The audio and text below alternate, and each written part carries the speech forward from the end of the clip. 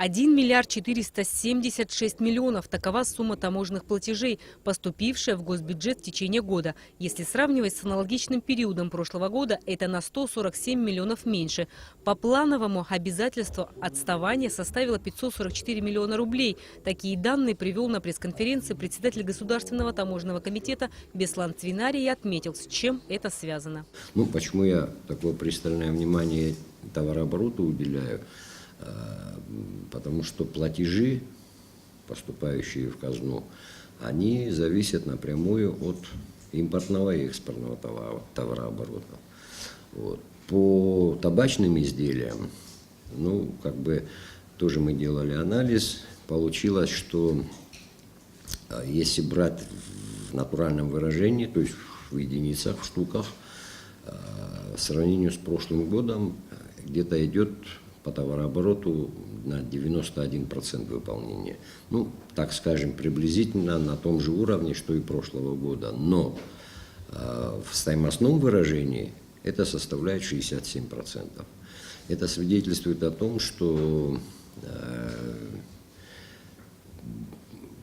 здесь произошел такой крен в сторону дешевых сигарет. То есть стали больше люди приобретать и употреблять дешевые сигареты, нежели дорогие. Что касается виноводочных изделий, здесь я проблему, откровенно говоря, вижу в функционировании сегодня магазинов беспошлиной торговли, магазины duty-free на границе.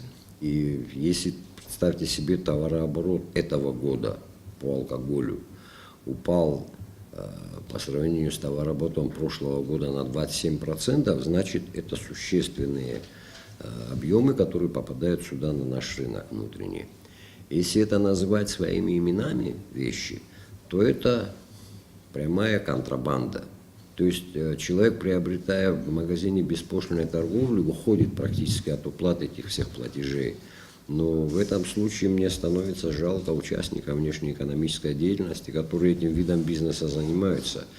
Цитрусовый алкоголь и табак – это те продукты, которые официально запрещены к ввозу через КПП «Ингур». По мнению председателя Государственного таможенного комитета страны Беслана Цвинария, на границе Абхазии с Грузией должна работать таможенная служба.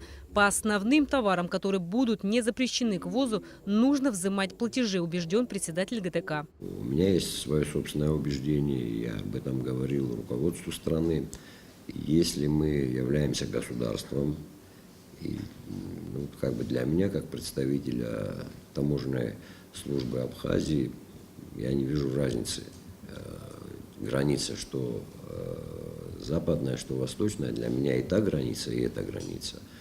И я считаю, что нам надо будет ее, во-первых, оборудовать, в соответствии с требованиями оборудования границы, таможенного, в том числе терминала строительства, и решать вопрос взимания платежей.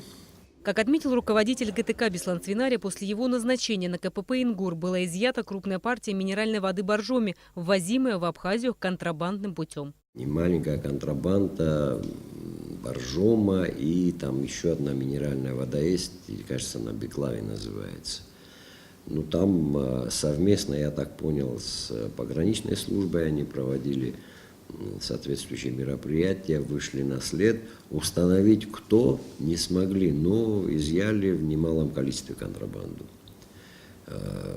Потом контрабанду изъимали, в том числе экспортную контрабанду табачных изделий.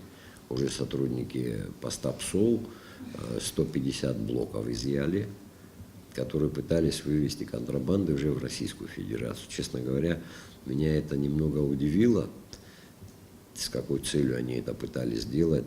Завезли сюда, здесь растаможили, заплатили все платежи, а потом почему-то контрабандой решили вывозить обратно. И с нашей стороны, и со стороны российской таможни, заградительные барьеры выстроены, больше желания вывозить туда контрабандой уже нет. Буквально несколько месяцев назад, согласно постановлению правительства России, представители Челябинской таможни в дар Абхазии передали технические средства таможенного контроля, в том числе приборы для поиска контрабандных вложений в сыпучих гомогенных грузах. Стоимость всего оборудования почти 10 миллионов рублей. Один только рентгенно-телевизионный аппарат стоит 3 миллиона рублей. Благодаря такому приобретению не нужно будет раскрывать сумки и запечатанные коробки. Помимо досмотровой рентгеновой техники нескольких видов на границе также будут установлены приборы для определения подлинности номерных знаков транспортных средств, магнитно-аппаратный комплекс «Зоркий» Регуа-7505. Нам подарили, да, в том числе и оборудование, которое может идентифицировать ПИН-код, да. Сегодня мы их запустить не смогли, в силу того, что у нас нет специалистов, кто может это сделать. И я обратился официально с письмом к представителю ФТС, обращался в саму таможенную службу. И вот 17-го, буквально в час декабря, должны нам прислать сюда специалистов, которые наладят работу и вот этого оборудования. Вы, я не знаю, обращали внимание или нет, на границе кто был, там стоит еще лента. Вот, мы эту ленту запустим, и вот то оборудование, под названием «Норка». В завершении пресс-конференции председатель ГТК заверил, что в Государственном таможенном комитете будут изменения, которые приведут к положительной динамике всей работы абхазской таможни.